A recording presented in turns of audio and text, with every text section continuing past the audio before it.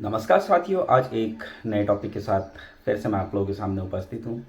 साथियों, आज का मेरा टॉपिक उत्तराखंड के हर एक उस बेरोजगार नर्सेस के लिए इम्पोर्टेंट है जो सरकारी सेवाओं में आना चाहते हैं।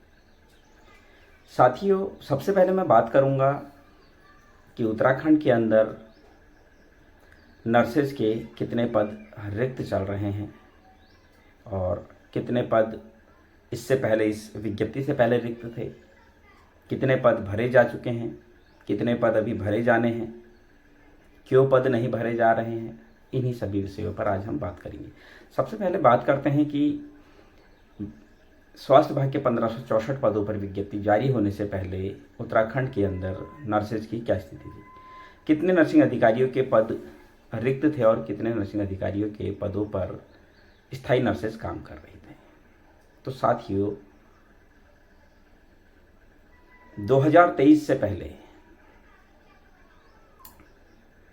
उत्तराखंड के अंदर 736 नर्सिंग अधिकारी स्थायी रूप से कार्य कर रहे थे। 736 नर्सिंग ऑफिसर्स, ये मैं नहीं कह रहा हूँ, ये आरटीआई के द्वारा मांगा गया जवाब है। आरटीआई से ये खुलासा हुआ है। फिर धन सिंह रावत जी ने एक बहुत बड़ा स्टेप लिया और उत्तराखंड के अंदर एक ऐसा डिसीजन जो उत्तराखंड के इतिहास के लिए एक बहुत बड़ा मील का पत्थर साबित होगा। मैं सराहना करूंगा, मैं धन्यवाद करूंगा हमारे स्वास्थ्य मंत्री डॉक्टर धन सिंह रावत जी का, जिन्होंने लगभग 3000 से ज़्यादा पदों पर विज्ञप्ति निकालने का डिसीजन लिया। स्वास्थ्य विभाग के 1564 पदों पर जब विज्ञप्ति आई, अब इसको हमें समझना होगा। तो पहले मैं आपको बताऊं, स्वास्थ्य विभाग के 1238 पदों पर विज्ञप्ति निकली थी 12 दिसंबर 2020 को, अगर आप लोगों को अच्छे से याद है। उसके बाद उसमें एक्सपीरियंस को लेके जो है उत्तराखंड के अंदर बहुत बड़ा बवाल हुआ था और एक्सपीरियंस हटाया गया था।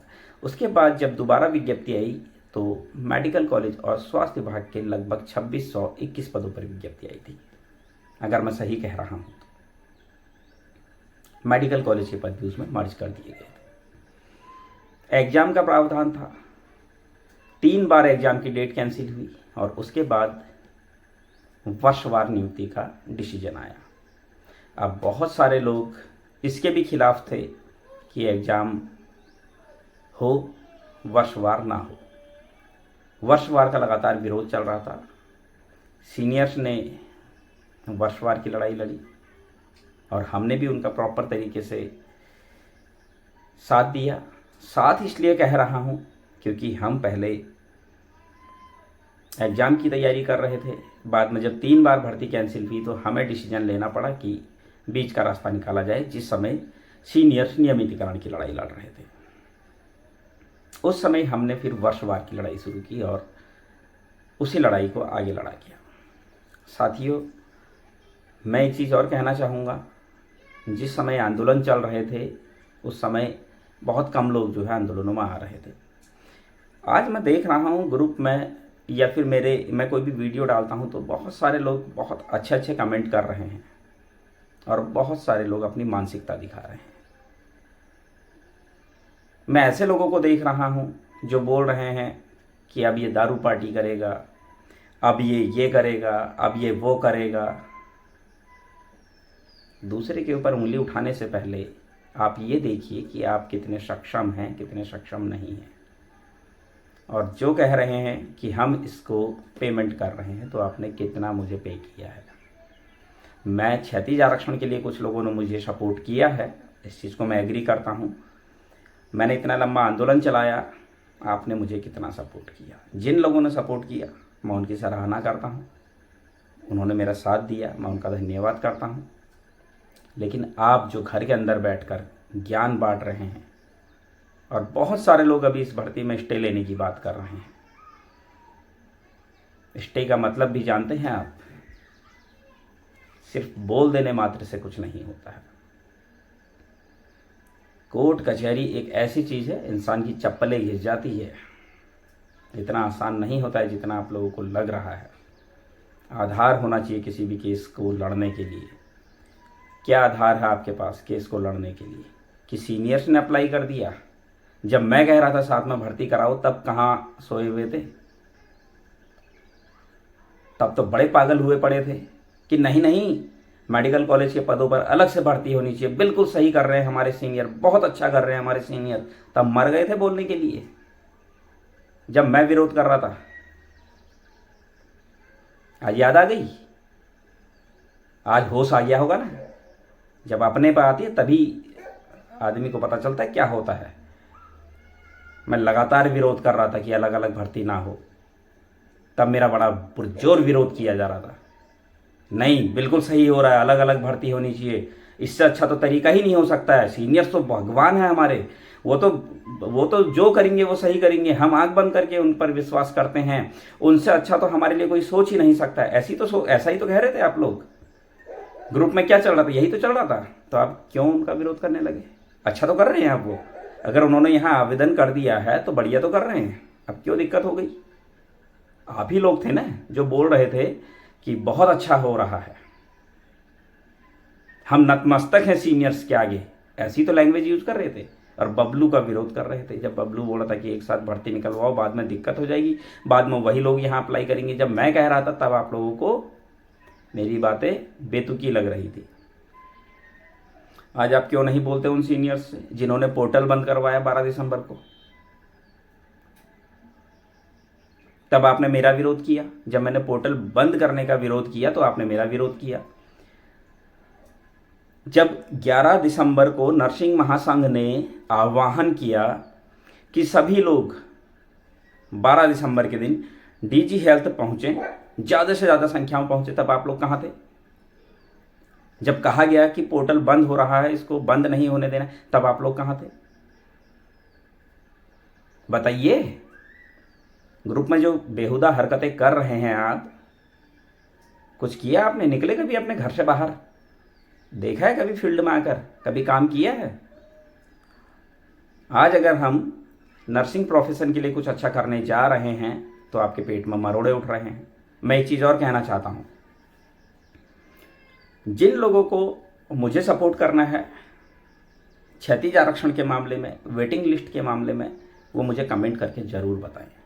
मैं देखना चाहूँगा कितने लोग क्षैतिज आरक्षण के केस के फेवर में हैं, कितने लोग वेटिंग लिस्ट के केस के फेवर में हैं, वेटिंग लिस्ट निकलवाने के फेवर में हैं, कितने लोग अदर स्टेट के कैंडिडेट्स को बाहर करने के फेवर में हैं, कितने लोग इस भर्ती में जो हो रही है, जो भी फर्जी तरीके से जो लोग आ रहे हैं। जैसे अभी मैंने एक नाम बताया था जिनका रिजेक्ट लिस्ट में नाम था और सुनने में आ रहा है कि बागेश्वर डिस्ट्रिक्ट हॉस्पिटल में उस शख्स को तैनाती मिली। ऐसा कोई भी व्यक्ति जो बाहरी राज्य का है और अगर पत्नी के बिहाफ पर वो यहाँ आवेदन कर रहा है तो उसको कैसे नौकरी मिले? ऐसे लोग जो बाहरी राज्य के, ऐसी महिलाएं जो बाहरी राज्य की है, जिनका घर हरियाणा में है, चंडीगढ़ में है, बाहर कहीं भी है, किसी भी अदर स्टेट में है, उनका यहाँ से कोई लेना देना नहीं है। अगर उनको सिर्फ 3-4 साल या 4-5 साल अगर यहाँ जॉब करते हुए हो रखे हैं और अगर वो यहाँ आवेदन कर रहे हैं और उनका सिलेक्शन हुआ है तो किस बिहाफ पर हुआ है, जबकि उनकी शादी यहाँ नहीं हुई है? हमको ये चीज़ें देखनी होगी। कितने ऐसे लोग हैं जो फर्जी डॉक्यूमेंट से जो है नौकरी हासिल कर रहे हैं? क्यों इन मुद्दों को नहीं उठा रहे हैं आप? क्यों आप इस मुद्दे को नहीं उठा रहे हैं कि वेटिंग लिस्ट जल्द से जल्द निकाली जाए? क्यों इस मुद्दे को नहीं उठा रहे हैं कि जितने भी सीनियर्स हैं उनका बाइकआउट किया जाए, जिन्होंने भी जो है यहाँ आवेदन किया है? उनका विरोध क्यों नहीं कर रहे हैं? हमारा विरोध करने से अच्छा है कि आप उन लोगों का विरोध करें जिन लोगों ने यहाँ आवेदन किया है। मैं भी बिल्कुल कंफर्म नहीं हूँ, मैं एक संभावना जता रहा हूँ अगर किसी ने ऐसा किया है तो। लेकिन आप जो लोग जो हरकतें कर रहे हैं, ग्रुप में उल्टी सीधी हरकतें कर रहे हैं, आप लोग कभी ग्रुप से बाहर निकले ही नहीं। बहुत सारे लोगों ने मेरे से कहा कि प्लीज़ सर ग्रुप खोल दीजिए, और क्या बोलते हैं, सभी लोगों को डिस्कशन करना होता है। मुझे भी लगा हाँ सही है। उसके बाद जैसे ही ग्रुप खोला जाता है तो ऊटपटांग हरकतें। फिर मैं नाम नहीं लेना चाहूँगा, खाली आप लोगों की बदनामी होगी।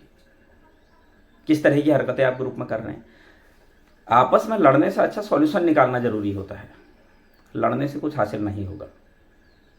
इसी तरह से लड़ते रहे तो जो काम कर रहे हैं वो भी काम बंद कर देंगे, फिर रोते रहना, फिर लड़ने का भी मौका नहीं मिलेगा। और मैं आपको एक चीज़ नेक्स्ट बिल्कुल 100% श्योर करके बता रहा हूँ, जो कोर्ट केस की बात कर रहे हैं, इससे पहले भी कुछ लोग कोर्ट गए, उनसे पूछिए ज़रा कोर्ट केस होता क्या है। हमारे विरोध में बहुत सारे लोग कोर्ट गए थे, उनसे पूछिए, उनके केस का आज तक पता तक नहीं चला क्या हुआ। तो इतना आसान नहीं होता है कोर्ट,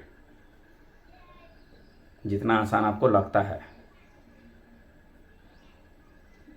उत्तराखंड के जितने भी मेरे नर्सिंग बेरोजगार साथी हैं, उन लोगों से मैं एक चीज़ कह देना चाहता हूँ, क्षैतिज आरक्षण का जो मैंने वीडियो बनाया था, बिल्कुल ध्यान से अपने दिमाग को खोलकर, आंखें खोलकर उस वीडियो को देख लीजिए अच्छे से। कितने लोगों का फ्यूचर वहाँ अटका हुआ है, इस चीज़ को देख लीजिए।